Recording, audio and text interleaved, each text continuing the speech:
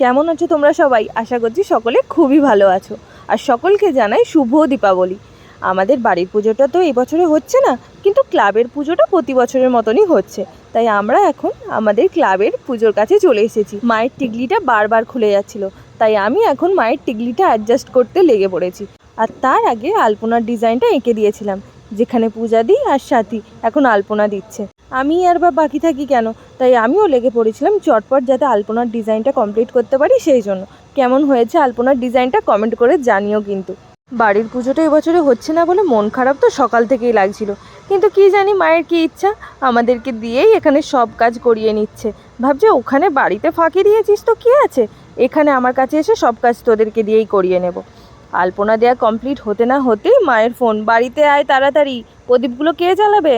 তাই বাড়িতে এসে প্রদীপ জ্বালিয়ে আর এখন বাতিগুলো জ্বালাতে বসেছি। অলরেডি মা বিকেলবেলা এসে সমস্ত বাতি সিঁড়িতে লাগিয়ে দিয়ে চলে গিয়েছিল। আমার কাজ ছিল শুধু বাড়িতে এসে বাতিগুলো জ্বালিয়ে দেওয়া। ব্যাস, আমি আমার কাজ কমপ্লিট করে দিয়েছি। আর পূজা দিয়ে এখন মনসাতলায় সমস্ত বাতিগুলো জ্বালিয়ে দিচ্ছে। এবার দেখো তো আমাদের বাড়ির চারিদিকটা কত সুন্দরই না লাগছে।